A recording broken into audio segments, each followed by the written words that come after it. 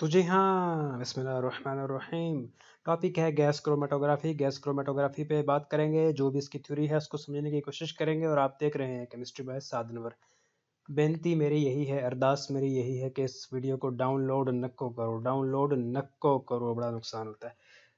Chromatography, gas chromatography की जो भी थ्योरी है उसको समझने के लिए पहले मैं आपके सामने एक डायग्राम पेश करूंगा। ये है एक गैस सिलेंडर जिसके अंदर गैस बंद है। एक इनर्ट गैस होती है जो आमतौर पे या तो नाइट्रोजन होती है या फिर मेरे प्यारों वो गैस हीलियम होती है।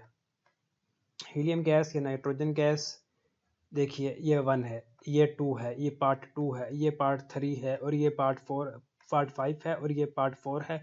एक के बाद दीगरे, एक के बाद एक सारे पार्ट को डिस्कस करने वाले हैं। गैस सिलेंडर से गैस आती है, ये रेगुलेटर है, यहाँ से हम रेगुलेट कर लेते हैं कि कितनी गैस चाहिए उतनी गैस। तो यहाँ से गैस एंट्री मारती है, यहाँ से गैस ने एंट्री मारी और यहाँ से वो सैंपल जिसकी क्रोमेटोग्राफी करनी है।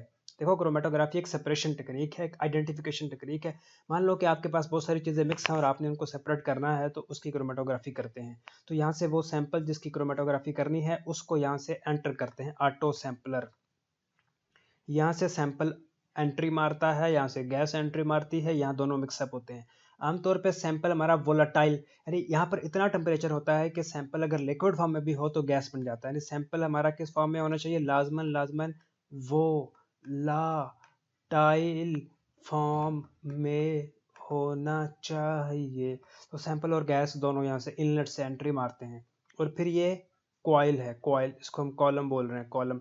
ये इसके अंदर स्टेशनरी फेज होती है। हाँ, तो इसके अंदर स्टेशनरी फेज होती है। स्टेशनरी फेज अगर सॉलिड हो तो इसे गैस सॉलिड क्रोमेटोग्राफी कहते हैं।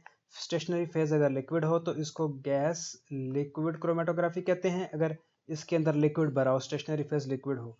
ये कॉइल अगर मैं आपको सेपरेट करके दिखाना चाहूँ तो ये इस तरह की, यूँ समझें कि कॉइल होती है, पाइप्स होते हैं।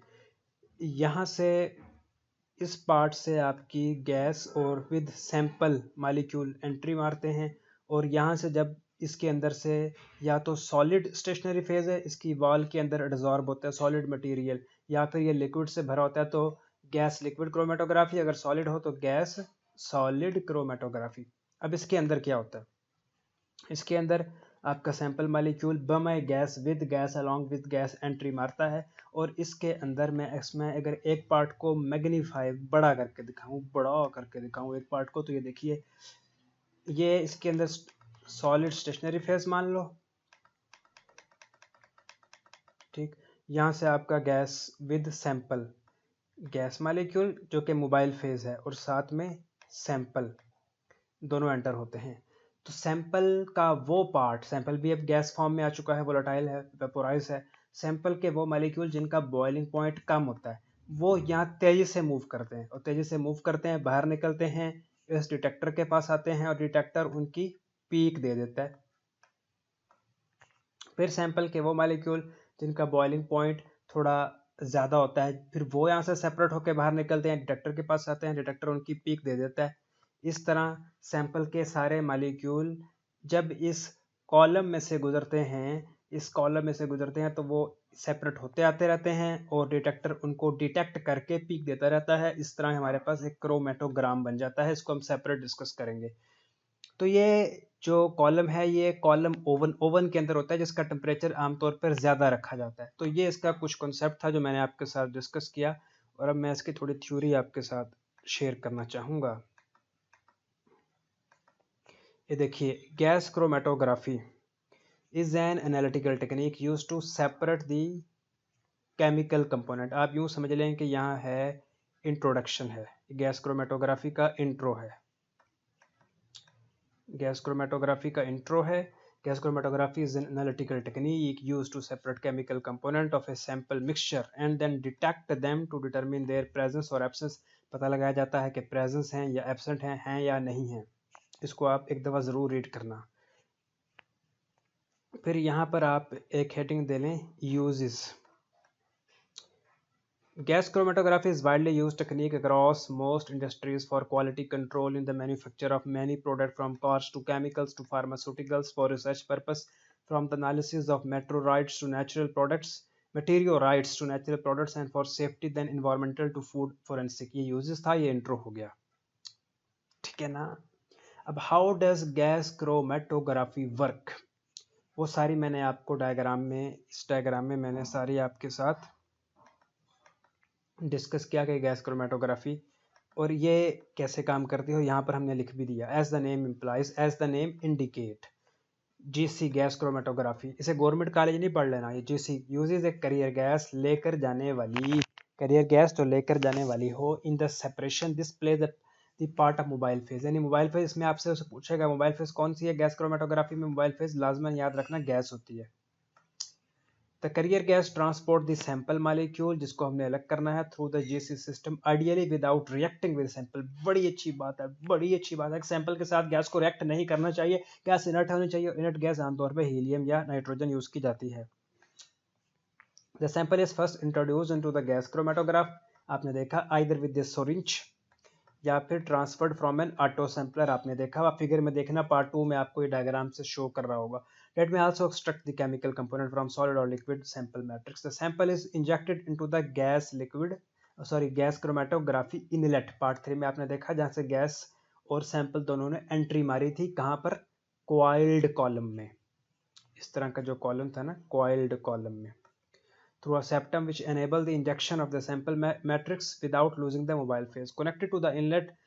फिर एनालिटिकल कॉलम के बारे में बताया गया, ये आप पढ़ोगे ना, ये मैंने इसलिए लिखा था कि आपके नोट्स बन जाए। एनालिटिकल कॉलम 10 से 50 मीटर लॉन्ग होता है, नैरो 0.53 0.1 से लेकर 0.53 मिलीमीटर इंटरनल डायमीटर होता है, और फ्यूज्ड सिलिका या उसके अंदर मेटल ट्यूब के अंदर स्टेशनरी फेज क्या होती है, या फ्यूज्ड सिलिका, ये मेटल फेज के अंदर स्टेशनरी फेज होती है।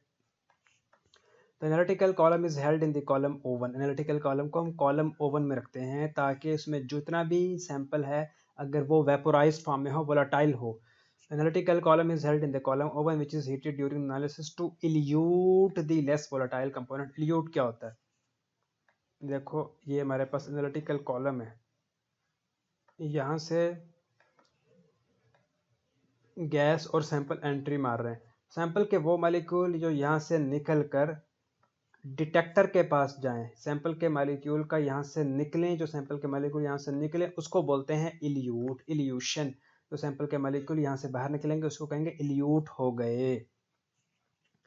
The outlet of the column is inserted into the detector, ये कॉलम का आउटलेट है और ये डिटेक्टर के साथ जोड़ दिया जाता है। डिटेक्टर का क्या काम है, या फिगर 5 में पॉइंट 5 पे देखना है, फिगर 1 में जो उसका 5th पोर्शन होगा उसमें देखना आपको डिटेक्टर दिखेगा, which respond to chemical component. Detector का काम क्या है, डिटेक्ट करना, और हमें वो सिग्नल देता है, सिग्नल कंप्यूटर सॉफ्टवेयर में जाता है और सिग्नल को हम क्रोमेटोग्राम कहते हैं, जो कि सारा आप इस डायग्राम में देखना, उस डायग्राम को लफ्ज़ों में मैंने एक्सप्लेन कर दिया। ये क्रोमेटोग्राम है, ये डिटेक्टर है, ये कंप्यूटर डाटा है, और ये आपका एनालिटिकल कॉलम है, और यहाँ से सैंपल और गैस इनलेट इन होते हैं। After injection into gas chromatography inlet, the chemical component of sample matrix sample mixture are first vaporized। यार ये बात ना पल्ले बांध लो कि जो सैंपल आपके पास हो ना वो वेपोराइज्ड फॉर्म में हो। If they are not already in the gas phase, तो उसको लाजमी वेपोराइज फॉर्म में करो। फिर for low concentration sample the whole vapour cloud is transferred into the analytical column. अगर आपके पास सैंपल की कंसंट्रेशन थोड़ी हो, तो लो कंसंट्रेशन हो, तो सारे का सारा ही एनालिटिकल कॉलम में झोंक दो, सारे का सारा ही एनालिटिकल कॉलम में एंटर कर दो। लेकिन अगर आपके पास सैंपल की हाई कंसंट्रेशन हो तो सारा फिर एंटर करने की जरूरत नहीं, ओनली ए पोर्शन, कोई पोर्शन एंटर कर दो। इसको रीड जरूर करना। Adding mass spectrometry to gas chromatography GCMS। देखो गैस क्रोमेटोग्राफी में जो डिटेक्टर होता है ना, उस डिटेक्टर को हटाकर उसकी जगह एक मैस स्पेक्ट्रोमीट्री का इंस्ट्रूमेंट अपरेटस लगा दिया जाता है, जिससे गैस क्रोमेटोग्राफी की एफिशिएंसी बढ़ जाती है। ये हम रीड करने वाले हैं। Mass spectrometry is an analytical technique that can be hyphenated. Hyphenated का मतलब है लिंक्ड, कनेक्टेड। हाइफिनेटेड का मतलब है linked to GC gas chromatography and used instead of GC detector. यानी GC डिटेक्टर को हटाकर इसकी जगह पर हमने क्या कर देना होता है, इसकी जगह पर मैस स्पेक्ट्रोमीट्री को का अपरेटस लगा देते हैं। उससे क्या होता है, द न्यूट्रल मालिक्यूल इल्यूट जो बाहर आते हैं from the analytical column and are ionized in the ion source, वो मैस स्पेक्ट्रोमेट्री में आयोनाइज होते हैं टू प्रोड्यूस मोलेकुलर आयंस। फिर इन मोलेकुलर आयंस के हम डिग्रेड करके इनके फ्रेगमेंट आयंस बनाते हैं। फ्रेगमेंट आयंस क्या होते हैं, यहाँ पर मैंने लिख दिया fragment ion. In mass spectrometry an ion formed by fragmentation, टुकड़े टुकड़े कर देना ऑफ ए मोलेकुलर आयन और other species in the mass spectrometer is called fragment ion. पोइश हो, समझे हो, जो बात ना समझ आए वो कमेंट जरूर करना। The fragment and the molecular ion are then separated in the mass analyzer by their mass to charge ratio and are detected. Data from GCMS is three dimensional, यानी उसके बड़ा फायदे हैं क्या, एक तो मैस स्पेक्ट्रा प्रोवाइड करता है, फिर ये आइडेंटिफिकेशन कन्फर्मेशन का काम करता है, आइडेंटिफाई अननोन एनालाइट्स इससे मिल जाते हैं, और structural and chemical properties of molecule की को हम डिटरमिन कर लेते हैं। How do you read a chromatogram and how does it tell you. ये क्रोमेटोग्राम है। क्रोमेटोग्राम में देखो ये पीक विड्थ है, ये चीज़ पीक विड्थ है, और ये वाली चीज़ पीक हाइट है। ये देखो ये पीक हाइट है, और ये वाले पॉइंट्स इनको डाटा पॉइंट्स कहते हैं, और ये पीक एरिया है, और ये जो बिल्कुल स्ट्रेट लाइन है इसको हम बेस लाइन कहते हैं। और एक्स एक्सिस पे रिटेंशन टाइम क्या है, और वाई एक्सिस पे हम रिस्पांस, यानी पीक की हाइट से थोड़ा हमें रिस्पांस का आइडिया होता है कि सैंपल का रिस्पांस। ये मैंने लिखा हुआ है। The x-axis is the retention time taken from the time the sample was injected into the GC to the end of the GC run, यानी वो वाला टाइम पीरियड जो सैंपल GC में एंटर करने तक, GC में एंटर करते हैं सैंपल को, सैंपल वहां से लेकर आप यूं समझो कि डिटेक्टर तक जो टाइम है, जितना टाइम सैंपल रिटेन करता है उसको रिटेंशन टाइम कहते हैं। Each analyte peak has a retention time measured from the apex of the peak. Peak की टॉप से retention time को measure किया जाता है। फिर है जनाब y-axis is the measured response of the analyte peak in the detector. y-axis पे हमें पता चलता है कि एनालाइट पीक का measured response क्या है। measured response क्या, देखो क्लास में बहुत सारे बच्चे हो ना, मैं किसी बच्चे का नाम पुकारूं और वो क्लास में हो तो वो रिस्पॉन्ड करेगा, कहेगा ये सर, रिस्पॉन्ड करेगा। अगर एनालाइट वो पर्टिकुलर चीज़ हो तो फिर वो उसकी रिस्पॉन्स आएगा, वो पीक की फॉर्म में उसका रिस्पॉन्स शो होगा। The y-axis is a measured response of the analyte peak in the detector. The baseline shows the signal from the detector when no analyte is eluting. जब कोई analyte नहीं होगी तो baseline straight line bottom में आप देख सकते हो। वेरियस, ये बड़ी इंपॉर्टेंट पॉइंट है कि various measurement can be taken from peak. Peak में ना आपने तीन चीज़ें देखनी है, peak width, peak height and total area. Peak width, peak height और टोटल एरिया। जो लेटर टू है, बाद वाले दो, लेटर टू का मतलब है बाद वाले दो, यानी कि width at half height and width, total height and area. Latter two, latter बाद वाले two are proportional to concentration, वो कंसंट्रेशन बताते हैं। However, it is the area that is used for quantitation, quantity बताना, क्योंकि जो एरिया है वो बैंड ब्रॉडनिंग से लेस अफेक्टेड होता है। बैंड ब्रॉडनिंग क्या है, देखें ये यहाँ बैंड ब्रॉडनिंग ज़्यादा है, यहाँ पर देखें बैंड ब्रॉडनिंग कम है। इसके अलावा ये थ्योरी मैंने कुछ आपको पेश की, अगर आप इसको पढ़ लो तो अच्छा है, इसको एक एक पॉइंट याद करने की कोई ज़रूरत नहीं है। ये रेफरेंस भी मैंने दिया है कि कहाँ से मैंने ये चीज़ ली।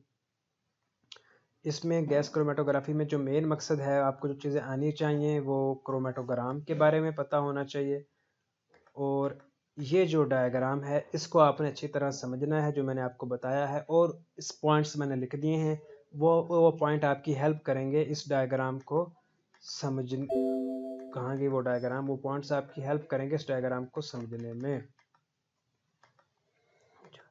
ये गैस लिक्विड क्रोमेटोग्राफी है। गैस लिक्विड क्रोमेटोग्राफी ये है कि अगर मोबाइल फेज गैस है, स्टेशनरी फेज लिक्विड है। आमतौर पर स्टेशनरी फेज अगर सॉलिड होगी तो gas solid chromatography, stationary phase अगर लिक्विड होगी तो गैस लिक्विड क्रोमेटोग्राफी। तो इस लेक्चर को यहीं पे वाइंड अप करते हैं। आपके जो भी कमेंट्स हो अपने फीडबैक कमेंट करके पूछना। मेरा लेक्चर सुनने का बहुत शुक्रिया। Thank you so much.